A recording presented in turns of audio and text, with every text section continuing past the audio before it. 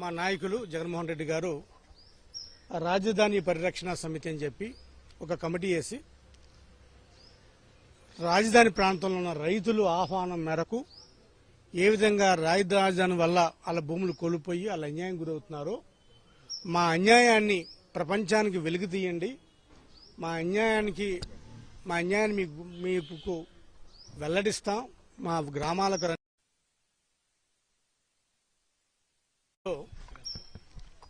YSR Congress party ఆధ్వర్యంలో మా నాయకులు జగన్మోహన్ రెడ్డి గారు రాజధాని పరిరక్షణ సమితి అని చెప్పి ఒక కమిటీ వేసి రాజధాని ప్రాంతంలో ఉన్న రైతులు ఆహ్వానం మేరకు ఏ విధంగా రాజధాని వల్ల వాళ్ళ భూములు కోల్పోయి వాళ్ళ అన్యాయం గురవుతున్నారో మా అన్యాయాన్ని ప్రపంచానికి వెలుగు తీయండి, మా అన్యాయాన్ని మీకు వెల్లడిస్తాం, మా గ్రామాలకు రండి రైతుల ఆహ్వానం మేరకు మేము నిన్న రాజధాని ప్రాంతంలో పర్యటించడానికి అన్ని ఏర్పాట్లు జరగడం జరిగింది. పోలీసు వారికి ఇన్ఫార్మ్ చేయడం జరిగింది, ప్రెస్కి ఇన్ఫార్మ్ చేయడం జరిగింది, ఆ గ్రామ రైతులు అందరికీ చెప్పుకోవడం జరిగింది. మేము కూడా పత్రికా ముఖంగా కూడా మీడియా ద్వారా అందరికీ కూడా తెలియజేయడం జరిగింది. నిన్న జరిగిన సంఘటన అందరూ కూడా మీ మీడియా, ముఖ్యంగా మీడియా మిత్రులు అందరూ చూశారు. ఎవరు వెళ్తే ఎవరు దాడి చేశారు, ఎందుకు దాడి చేశారు అనేది మీకు బాగా తెలుసు. కొన్ని ఛానల్స్ అటు రాయొచ్చు, కొన్ని ఛానల్స్ ఇటు రాయొచ్చు, కానీ వాస్తవం ఏంటనేది మీకు తెలుసు. ముఖ్యంగా పెనుమాక రైతులు వాళ్ళ కోరిక మేరకు మేము వెళ్తే అదే ఆ ఊరి నుంచి మేము వెళ్తుంటే ఇదే తాడేపల్లి సర్కిల్లో ఉన్న ఊరు ఉండవల్లి ఊరిలో ఏ విధంగా తెలుగుదేశం పార్టీ నాయకులు కార్యకర్తలు మమ్మల్ని మా బృందాన్ని అడ్డుకొని దాడి చేశారన్నది మీ అందరికీ తెలుసు. ఆ సభ్యుల్లో రాజధాని పరిరక్షణ కమిటీ సభ్యుల్లో 3 జిల్లా అధ్యక్షులు ఉన్నారు. కృష్ణా జిల్లా, ఎన్టీఆర్ జిల్లా, గుంటూరు జిల్లా అధ్యక్షులు ఉన్నారు. 2 ఎమ్మెల్సీలు ఉన్నారు. 2 మంగళగిరి, తానికొండ ఈ 2 కాన్స్టిట్యూన్సీల ఇన్ఛార్జీలు ఉన్నారు. వాళ్ళల్లో 2 మాజీ మంత్రులు ఉన్నారు, 3 మాజీ ఎమ్మెల్యేలు ఉన్నారు, 2 ఎమ్మెల్సీలు ఉన్నారు. ఒక బృందం, ఉన్నత స్థాయి బృందం, ఒక బృందం రాజధానికి వెళ్తుంటే పోలీసులు ఇవ్వాల్సిన సెక్యూరిటీ ఇవ్వకపోగా పోలీసులు దగ్గరుండి వాళ్ళని ఏమాత్రం కూడా కంట్రోల్ చేయకుండా మా మీద ఏ విధంగా దాడి చేశారన్నది మనం మీడియాలో చూస్తున్నాం, విజువల్స్ చూస్తున్నాం. ఈ సంఘటనలో ఎమ్మెల్సీగా ఉన్న నేను నా కారును ధ్వంసం చేయడమే కాకుండా మా మీద హత్యా ప్రయత్నం చేయడానికి ఏ విధంగా పెద్ద పెద్ద బండరాలు వేసుకుని వచ్చారో, ఎవరు వచ్చారు, ఎవరు బండరాలు వేశారు, ఎవరు కారు అద్దాలు పగలగొట్టారు, కారును ధ్వంసం చేశారు, ఎవరు మా మీదకి వచ్చారనేది పూర్తి ఫుటేజ్ తోటి, వీడియో ఫుటేజ్ తోటి, ఫోటోలతోటి, పూర్తిగా వాస్తవాలతోటి ఈరోజు సిఐ గారిని నా వ్యక్తిగతంగా కలవడానికి వచ్చాను. ఈరోజు సిఐ గారు ఏ విధంగా రెస్పాండ్ అవుతున్నారనేది మీరు కూడా చూశారు. నేను ఒక ప్రజాప్రతినిధిగా నాకు జరిగిన అన్యాయం లేకపోతే నా మీద జరిగిన దాడిని ఒక పోలీస్ స్టేషన్, అందరూ కూడా పోలీస్ స్టేషన్ని నమ్ముకుంటాం, ఇక్కడ న్యాయం జరుగుతుందనే ఉద్దేశంతో ఈ పోలీస్ స్టేషన్కి వస్తే మరి ఈ స్టేషన్ ఎస్ఐ గారు ఏ విధంగా, సిఐ గారు ఏ విధంగా మమ్మల్ని ట్రీట్ చేశారన్నది మీ ద్వారా తెలుసు.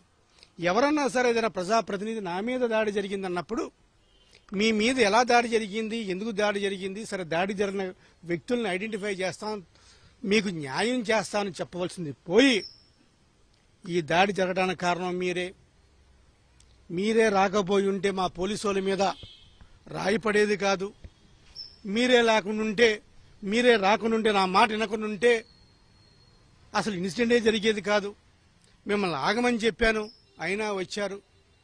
ఆగమని చెప్పాల్సింది మమ్మల్ని కాదు, ఎవరైతే తెలుగుదేశం పార్టీ కార్యకర్తలు మా మీద దాడి చేయడానికి ప్రయత్నించారో వాళ్ళని మీ కెపాసిటీ తోటి ఆపాలి, చెదరగొట్టాలి, క్లియర్ చేయాలి.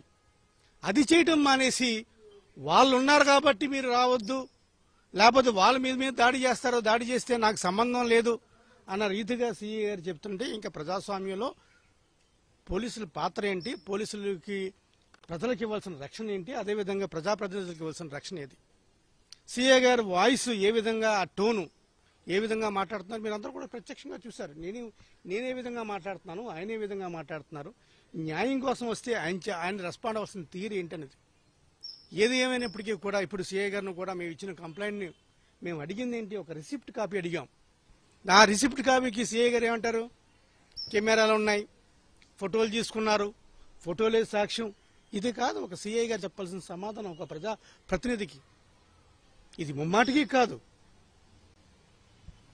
ఆ కాపీ తీసుకున్నాం, కాపీ రిసిప్ట్ చేసుకున్నాం, టు బి వెరిఫైడ్ అనో, టు బి ఇన్ఫార్మ్డ్ అనో, టు బి ఇన్షూర్డ్ అని ఏదో ఒక నోట్ రాసి ఇవ్వాల్సింది పోయి, ఎకనాలజ్మెంట్ ఇవ్వాల్సింది పోయి, మేము పైన చెప్తాం, పైన వాళ్ళు చెప్తారు, లేకపోతే పై ఆఫీసర్లు చెప్తారు, వాళ్ళు ఇమ్మంటే ఇస్తామనంటే ఇంకా ప్రజాస్వామ్యంలో రక్షణ ఎక్కడ ఉంటుంది, లేకపోతే న్యాయం ఎక్కడ దొరుకుతుంది? ఇది పోలీసు వ్యవస్థకి చాలా చాలా చాలా సిగ్గుసేటంగా ఉంది. ఎంతో మహానుభావుల్ని, ఎంతో మంది పోలీస్ ఆఫీసర్లని సృష్టించిన ఆంధ్రప్రదేశ్లో మరి ఇటువంటి పోలీసు వ్యవస్థ, అది కూడా తెలుగుదేశం పార్టీకి అండగా ఉండడం అనేది చాలా దురదృష్టకరం. నిన్న రైతులు వచ్చారు, రైతులు వచ్చి వైఎస్ఆర్ కాంగ్రెస్ పార్టీ నాయకులను అడ్డుకున్నారని చెప్తున్నారు. ఒక్కరు చెప్పండి, అక్కడ రైతులు ఎవరున్నారు? నా కారు మీద రాయేసిన అతని పేరు రాయపాటి కిరణ్, టీఎన్ఎస్ఎఫ్ అధ్యక్షుడు. నా కారులో ఉండి మమ్మల్ని దాడి చేసిన, భౌతికంగా దాడి చేసిన వారు వ్యక్తి పేరు దాసరి కృష్ణ, ఏదో ఈ మండల పార్టీ అధ్యక్షులు. ఈ దాడికంతా కూడా రూపకల్పన చేసింది మీ అందరికీ తెలిసిన వ్యక్తి, తెలుగుదేశం పార్టీకి చెందిన వ్యక్తి. అక్కడ ఉన్నదంతా కూడా తెలుగుదేశం పార్టీ కార్యకర్తలు తప్ప ఎవరూ కూడా రైతులు లేరు. రైతులు ఎవరైనా ఉంటే అది ఏ విధంగా అడగాలి? రైతులు ఏ రైతన్నా సరే, ఒక రైతుకి అన్యాయం జరుగుతుంటే ఆ పక్క రైతు వెళ్లి మద్దతు ఇస్తాడు. నాకు న్యాయం జరిగింది, నీకు కూడా న్యాయం జరగాలని ఒక రైతు ఇస్తాడు. కానీ ఆ రైతుకి అన్యాయం జరిగిందని ఆ రైతు దగ్గరికి వెళ్తానంటే, నువ్వు అసలు రైతు దగ్గరికి వెళ్తానికి వీలు లేదు, నువ్వు మావిగన్ అన్నావు, నువ్వు అమరావతి కాదన్నావు, నువ్వు రావడానికి వీలు లేదన్నావు. మావిగన్లో అమరావతి లేదా? అమరావతిలో మావిగన్ లేదా? మావిగన్లో అమరావతి లేదా? మేము ఎప్పుడైనా సరే వైఎస్ఆర్ కాంగ్రెస్ పార్టీ అమరావతి వ్యతిరేకం అని చెప్పామా?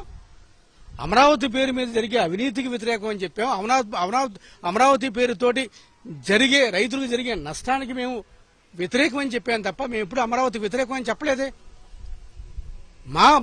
ఒకప్పుడు మా స్టాండ్ మూడు రాజధానుల నుంచి ఇప్పుడు 3 రాజధానులు కాదు, ఇదంతా కూడా అమరావతి ఒక్కటే రాజధాని పరిమితం కాదు, ఈ మావిగన్ ప్రాంతం అంతా కూడా పరిమితం చెయ్యండి అని మేము అడుగుతుంటే, మరి మావిగన్ దాంట్లో అమరావతి ఎందుకు ఉండదు? మరి ఆ చిన్న లాజిక్ కూడా ఎందుకు మిస్ అవుతున్నారు? మీరు అమరావతికి వ్యతిరేకం, మీరు మావిగన్కు రావడానికి వీల్లేదని తెలుగుదేశం పార్టీ కార్యకర్తలు, నాయకులు దాడులు చేస్తుంటే, దగ్గరుండి అది డీఎస్పీ గారు, సిఐ గారు దగ్గరుండి దాడి జరిపిస్తుంటే, ఈ రోజు కేసు ఇవ్వడానికి వస్తే కేసు తీసుకోవడానికి కూడా ఆయన ఇబ్బంది పడుతున్నారంటే నిజంగా కూడా ఆయన కూడా కొంచెం పిట్టి అనుకోవచ్చు. ఆయన మీద కూడా కొంచెం జాలి అనిపిస్తుంది. ఏ విధంగా రాజకీయ ఒత్తిడి లొంగి ఆయన ఉద్యోగం చేస్తున్నాడు అనిపిస్తుంది. ఆయన మీద కోపంతో చెప్పట్లేదు, ఏ విధమైన రాజకీయ ఒత్తిళ్లు ఆయన మీద ఉన్నాయి. ఎంత చదువుకుని వచ్చినవాడు సీఏ గారు, ఎంత చదువుకుని ట్రైనింగ్ అయినవాడు. ఈ కాన్స్టిట్యూషన్ కాపాడవలసిన ఒక సీఐ చెప్పే మాటలు ఏ విధంగా చెప్తున్నాడంటే, ఒక పక్క రాజకీయ నాయకుడు చెప్పే మాటలు మాట్లాడుతున్నాడు. ఏది ఏమైనప్పటికీ కూడా ఈరోజు మేము కంప్లైంట్ ఇవ్వడం జరిగింది. ఆ కంప్లైంట్ ఆయన స్వీకరిస్తారో లేదో ఆయన విజ్ఞతకు వదిలేస్తాం. ఒకవేళ కనుక కంప్లైంట్ స్వీకరించకపోతే ప్రైవేట్ కేసు కూడా మేము వెనకాడము. కంప్లైంట్లో మేము చెప్పాం ఏ విధంగా మమ్మల్ని దోషనాడారు, ఏ విధంగా మా మీద దాడి జరిగింది, ఏ విధంగా మా కారు ధ్వంసం చేశారు, ఏ విధంగా మా మీద హత్యా ప్రయత్నం చేశారు, విత్ నేమ్తో సహా మేము డీటెయిల్గా సీఏ గారికి సమర్పించడం జరిగింది. కంప్లైంట్ రూపంలో సమర్పించింది. ఏది ఏమైనప్పటికీ కూడా ఆ కంప్లైంట్ స్వీకరించకపోతే మేము ప్రైవేట్ కేసేస్తాం. అదేవిధంగా మరి ముఖ్యంగా రేపొద్దున్న ప్రివిలేజ్ కమిటీకి తీసుకెళ్తున్నాను. ఒక ప్రజాప్రతినిధిగా అసెంబ్లీలో జరిగే ప్రివిలేజ్ కమిటీ తీసుకెళ్తున్నాను. ఆ ప్రివిలేజ్ కమిటీలో ఈ తాడేపల్లికి సంబంధించి సీఏ గారు కానీ, డీఎస్పీ కానీ ప్రతి ఒక్కరూ కూడా ప్రివిలేజ్ కమిటీ ముందు హాజరు పెట్టే విధంగా మేము పనిచేస్తామని చెప్పి తెలియజేస్తున్నాను. గారిని కూడా అదే అడిగాను. కానిస్టేబుల్ ని గాయపరిచిన వ్యక్తి ఇక్కడ తెలుగుదేశం పార్టీ నాయకుడిగా చలామణి అవుతున్నాడు. అతను ఐడెంటిఫై చేశాం, మీరు కూడా ఐడెంటిఫై చేశారు. అరే మా మీద దాడి అంటే ఏదో వైఎస్ఆర్ కాంగ్రెస్ పార్టీ నాయకుల మీద దాడి చేస్తే మీరు పర్లేదు చప్పట్లు కొట్టొచ్చు, కానీ మీ సాటి పోలీసుల మీద కూడా దాడి చేస్తుంటే, ఆ పోలీసులకి రక్తం జరుగుతుంటే, ఆ పోలీసులు కాసేపు అపార్మిక స్థితిలోకి పోతే, కోమంలోకి వెళ్ళిపోతే కనీసం ఆ పోలీసు మీదైనా సరే జాలి చూపించమని చెప్పి సీఏ గారిని కొట్టడం జరిగింది. ఈ రోజు కానిస్టేబుల్ మీద జరిగిన దాడినైనా సరే వాళ్ళు పోలీసులు ఖండించాలి. ఎందుకు పోలీసు యూనియన్ వాళ్ళు ఖండించలేదు ఇంతవరకు? పోలీసు యూనియన్ అంతా ఉంది కదా, కానిస్టేబుల్ యూనియనో, ఎస్ఐల యూనియనో, పోలీసు యూనియన్ అంతా ఈ రోజు ఒక స్టేట్మెంట్ ఇచ్చి దాడికి ఎవరైతే పాల్పడ్డారో మాకు రాజకీయ పార్టీలతో సంబంధం లేదు, మా కానిస్టేబుల్ గాయపరిచిన వాడిని తక్షణం శిక్షించాలని చెప్పి ఈరోజు పోలీసు కమిటీ ఎందుకు తీర్మానించట్లేదు? ఎందుకు యూనియన్ తీర్మానించట్లేదు? ఇవన్నీ కూడా మేము అడగబోతున్నాం. ఇవన్నీ కూడా మానవ హక్కుల సంఘానికి మేము ఫిర్యాదు చేయబోతున్నాం. ఈ సంఘటన ఇక్కడతో వదిలేదు కాదు. ఎందుకంటే నేను మళ్ళీ చెబుతున్నాను, మేము పెనుమాక రైతుల ఆహ్వానం మేరకు వెళ్ళాం. మీరు నిజంగా కూడా రాజధాని మీద మీ వ్యతిరేకత అయితే, నిజంగా మీరు రాజధాని అభివృద్ధి చేస్తుంటే మీ అభివృద్ధిని మేము చూస్తాం. ఎందుకు మీరు అభివృద్ధిని చేసినప్పుడు మేము చూడటానికి ఏమైంది? మేము చూడకపోవడానికి ఏమైంది? మేము చూడొద్దు, మీరు రావద్దంటే అంటే అసలు ఏముందో మీరు చూడాలి కదా. మీరు చేసుంటే మేము కూడా మీకులాగా చప్పట్లు కొడతాం కదా, మీరు బాగా చేశారని చప్పట్లు కొడతాం కదా. మీరు అది చేయకుండా మీరు రాజధాని రావడానికి వీల్లేదు. మేము రాజధాని వ్యక్తులం కాదా? నేను నందిగామ వాసిని, రాజధాని వ్యక్తులు కాదా? నేను అమరావతి వ్యక్తిని కాదా? ఎన్టీఆర్ జిల్లా రాజధానిలో లేదా? మరి అంటే ఇదేమైనా రాజధాని ఒక పార్టీకి సంబంధించిందా? ఇది ఏమైనా సరే ఇటువంటి వ్యవస్థల్ని మారే వరకు కూడా మేము న్యాయ పోరాటం చేస్తాం. అదేవిధంగా సీఏ గారి తీరు ఈరోజు చాలా బాధాకరం. ఆ సీఏ గారు పదే చెప్తున్నారు, నేను రావద్దని చెప్పాను, మీరు వచ్చారు.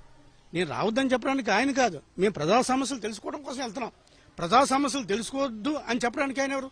లా అండ్ ఆర్డర్ ప్రాబ్లం ఉంది. లా అండ్ ఆర్డర్ ప్రాబ్లం ఉంటే లా అండ్ ఆర్డర్ ముందు మీరు క్లియర్ చేయాలి. అది క్లియర్ చేయకుండా మమ్మల్ని రావద్దని చెప్పి లేదా మేము వెళ్ళొద్దని చెప్తే అది ఎట్లా అవుతుంది? సో ఇది ఏమైనా సరే వన్ సైడ్ బయాస్గా ఉండడానికి వీల్లేదు.